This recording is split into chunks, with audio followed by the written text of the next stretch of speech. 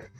There you go, like that. Now this is called solid, through solid, but some people just call it amazing.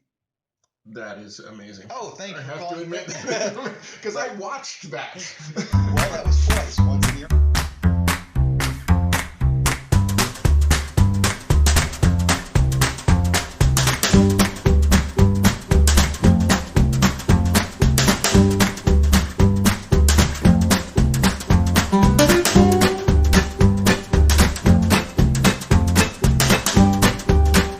Our first beer is a very special one. This is why I said you're never going to find this. So this is Sam Adams Utopias. And I'm just going to show you this bottle here, shaped like a brewer's copper, like a brewing kettle. It's really cool. This is this bottle, 22 ounces, retails for like $200. Really? So had I found it, I would not have bought it. Oh, no.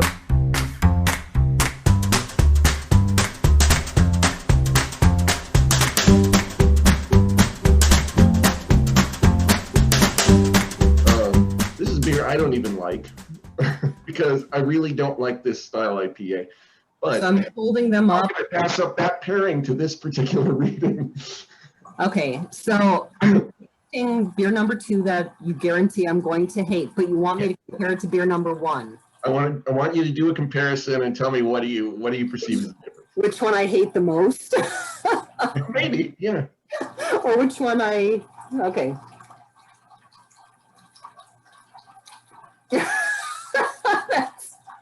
that's very sour. Okay. This was cool.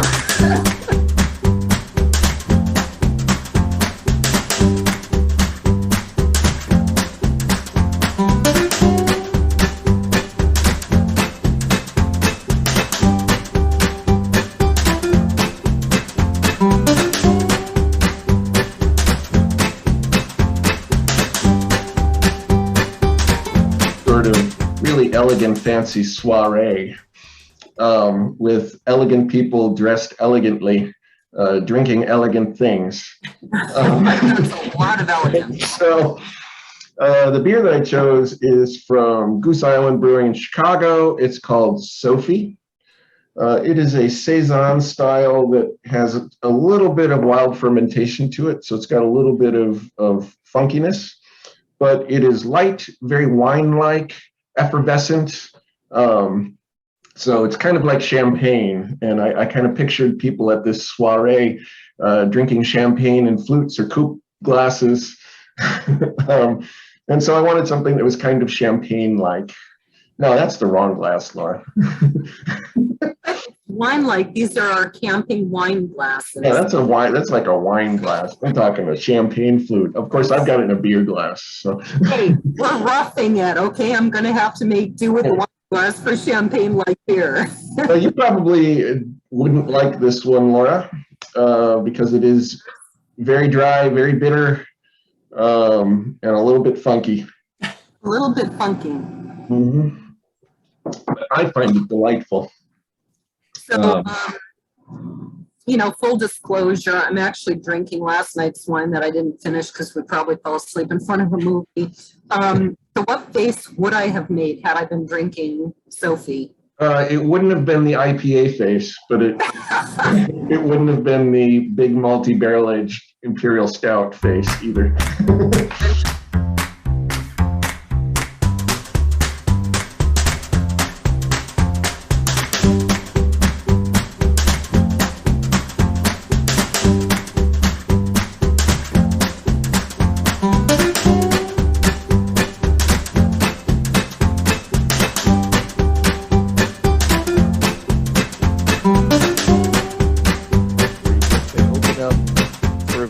Time during the cider season.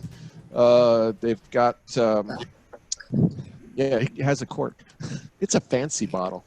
So the cider house is open. They ferment the cider in these huge wooden casks that have a chalk in them in a hole that keeps them closed. And when you're pouring cider. You go into the cider house and you pay a flat fee. You get a meal and cider, pretty much all the cider you can drink. And when they pour the cider, somebody will yell out, I can't remember the word now, but it means chalk. And that means somebody's going to open a barrel. And everybody runs in with their glass. They pull out this pin, and cider just sprays out in this arc. And you stick your glass under it and catch it. So ideally, with the Spanish ciders, you pour them from a great height. If you watch the cider tenders in bars in that region of Spain, it's pretty amazing because they will hold the cider bottle way up here over their heads, and they'll hold the glass way down at their hip and pour like.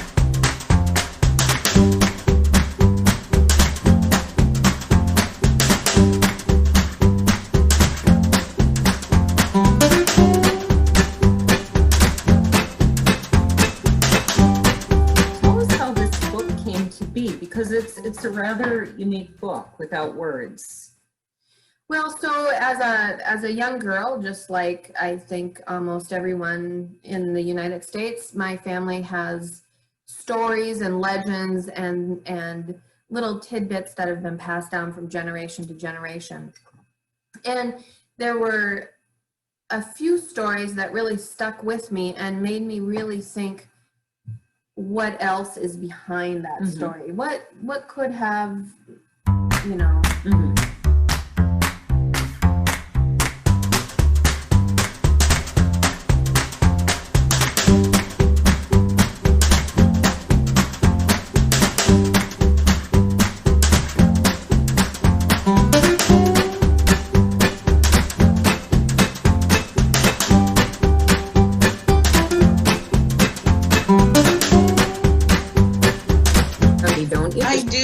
I do, and it kind of gives a little more perspective on where all we traveled.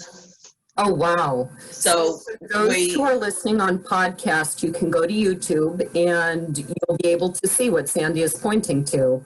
Go ahead, show the route that you took. So we started in Anchorage. You travel a little bit north before you enter Canada, and then went south, east across the Canada and entered the States again at International Falls, Minnesota. We visited relatives in Wisconsin, went on over to Boston and Cape Cod, and down the East Coast with a week-long stop in New York and a week-long stop in Virginia where we had family, and mostly just stopping no more than a night. Visited across the southern coast and then up to Colorado where my Uncle Bill's relatives were, and he came out to meet us there, my aunt's husband, and we spent a week there, and then drove south to Mexico City,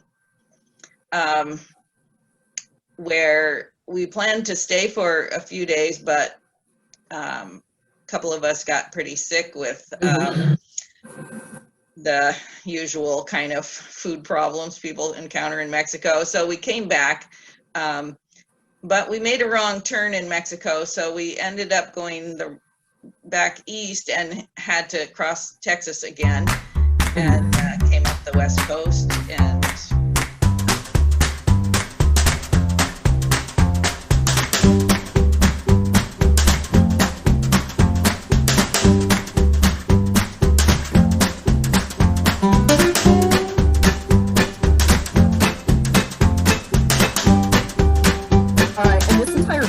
My Gypsy War Diary is set in Norfolk, Nebraska. How old were you when you moved there? I was a little bit younger than what I put the character. Okay. I believe I moved there. It was around 1977, and I would have been 5 years old at the time. So, okay. But you know, it is very loosely based on my memories. I did happen to find this the other day. I do actually still have my Superman lunchbox. Oh, funny. So, yeah. So that part was real. I really do have a Superman lunchbox.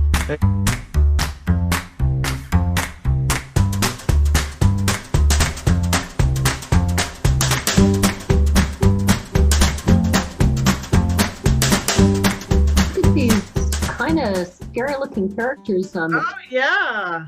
Yeah, I think that fits the scene very, very well. Yes, I do Yeah. too. Good choice. All And right. I'm guessing you hate this, Laura.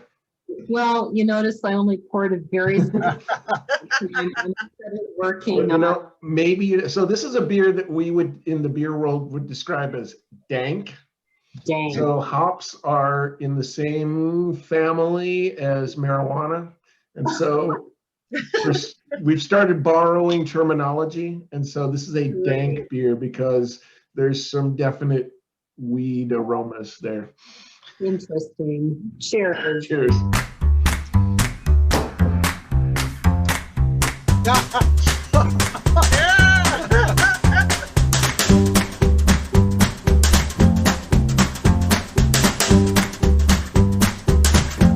Yes, indeed. And I happen to have a hurdy-gurdy here, which the word hurdy-gurdy actually dates from an old Scottish term kind of meaning noisy or commotion. I didn't think called the trombone that. Right. Turn it around and show the buttons.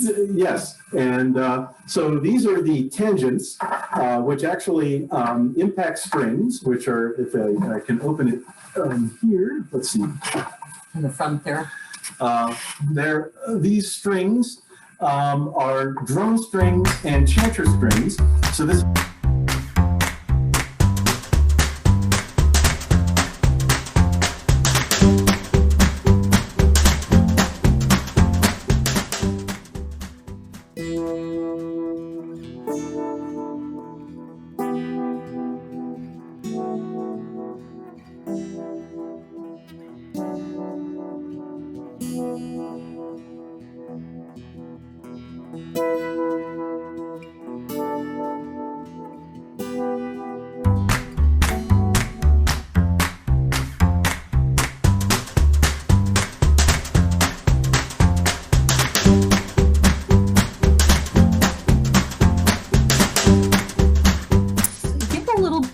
More detail about what happened right after the accident. You mentioned that there was this coincidence of being on the bus, but there were a couple of other coincidences that probably saved your life. Do you remember some of those?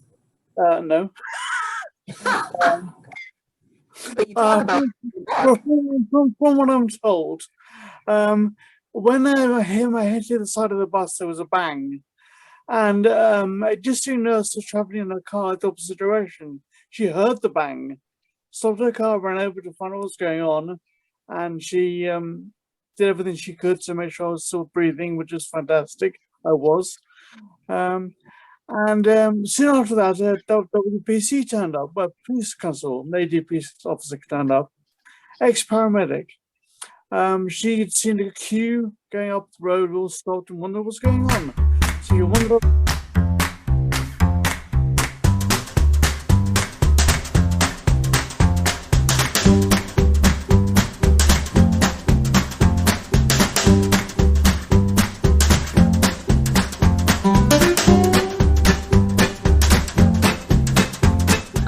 the excerpt online, I was struck by one line, and it wasn't in what you read, but just a little bit beyond that, I think.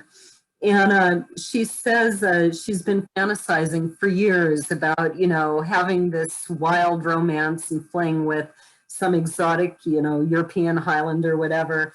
And so when she's here, the line is her brain just skipped straight to the good stuff. And she realizes, like, wait a second, now I'm here. I don't actually know what to do. And I'm struck by that because I think it's, I almost wondered, were you kind of breaking a fourth wall a little bit? Were you poking fun at romance where I don't read a lot of romance. I confess that I read very little of it. I haven't for years, but I've never seen someone like that self-aware. Like, oh yeah. Yeah. I think so. I think there's I talk about affectionate wings, and I think there is definitely a lot of like kind of these affectionate nods to the more ridiculous tropes in romance, the more, you know, out there things that happen, and having fun with it in a way that, you know, and there's a lot of, you know, and kind of diehard romance readers are very self-aware of the ridiculous levels of some of the things and the things that they enjoy. And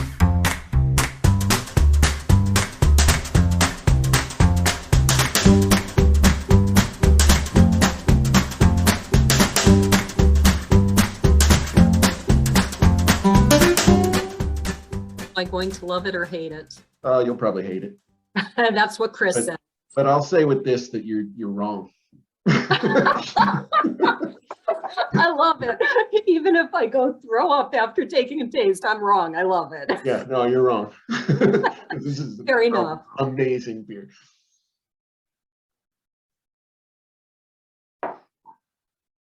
I'm wrong. I'm wrong. I You know. are. A lot of people in modern America think that life is very hard, and we make jokes about first world problems. And in a way we shouldn't, because really everybody sooner or later does face something very difficult. But I think that growing up in the Republic of Georgia, you've had some very unique difficulties that most Americans have never experienced. So would you tell us a little bit about just a few of these incidents from your life? I know every human being, no matter where they are born, the ages and times, they want to be happy. They have their own idea of being happiness, to be happy, but not everybody is happy in the same way. So our happiness came from just waking up and seeing and meeting another day. So for me, that was my goal, my ultimate goal. So we went, and I experienced actually the collapse of the Soviet Union myself. And we have escaped the war because Georgia is the country that got hit the most after all the countries got separated and Soviet Union, came to did not exist anymore. So the Georgia got hit the most, and we have got the civil war during this time, where we have automatically got cut off of electricity, the propane, so anything that we could encounter, including the food. The only food that was available at that moment was the bread, and the bread was given to every family every other day. And we were giving the coupon, and the coupon was more than a credit card. So if you would lose this coupon, there's no way you can retrieve it. There's no way you can stop it. There's no way you can ask for another one. If you lose that coupon, you're out of luck until another month. So I think you'll like this one, Laura. Okay, Chris promised me I'm going to hate all three of them, so. Oh, I think you'll like this one. Cheers. Cheers. Prost.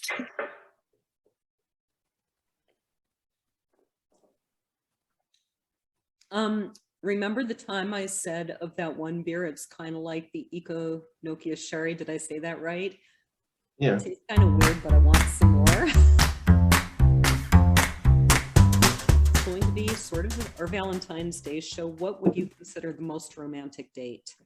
Oh, wow. Oh. Apart from a castle, of course. Yeah, the castles are romantic. You know, I think more emotionally touching than something that took a lot of planning and money can be a beautiful natural setting. Yep. Oh, I agree. Yeah. And for example, my husband proposed when we were on a bench beside the shore down by San Diego.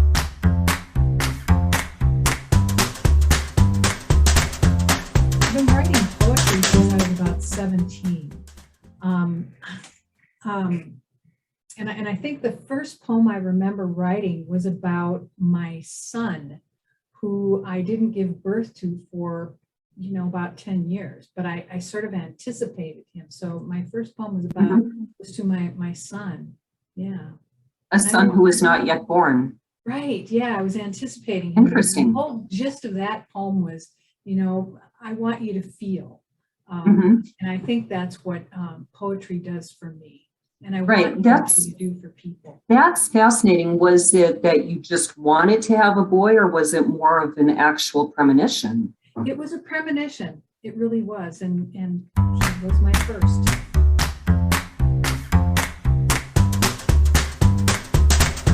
You really dug into kind of the psychology. It raised the question to me, why do you think people are drawn to gather around and watch, you know, a dead body pulled out? Why does this guy want to see the dead body? I mean, it's so true to human nature, but why? Yeah, you're right. I mean, we are very curious creatures, and I mean, we're intelligent people that want to find out answers about pretty much everything. So if you find out, I mean, it's like when you're driving down the freeway and there's a crash and like everyone's turning to look, and you know you shouldn't be, but you all want to know. It's just part of it's just part of who we are. Some of us are more curious than others, but we all have that.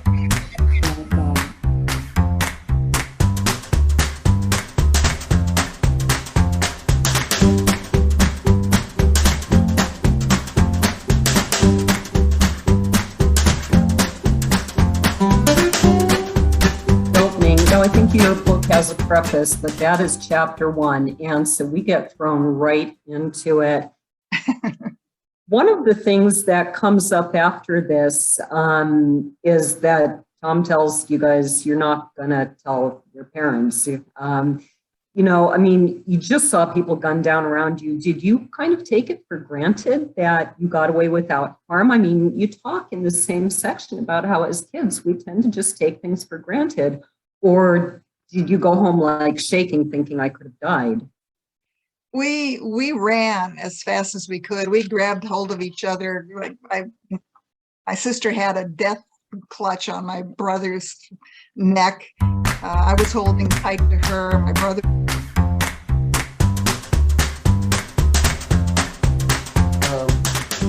We were talking about, Marion and I were talking about back in the old days of doing it on the radio, and how I got into it to begin with when your publicist called me and said, we're doing this thing really early in the morning. You want to come and bring some coffee beers?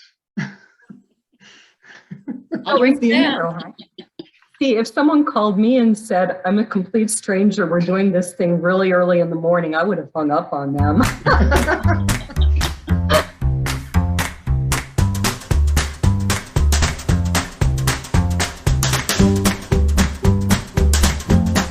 Is that my cue to come in? You shouldn't have done that in the middle of eating. I timed perfectly. I have to absorb all this beer somehow. I'm going to be stumbling off the set here. So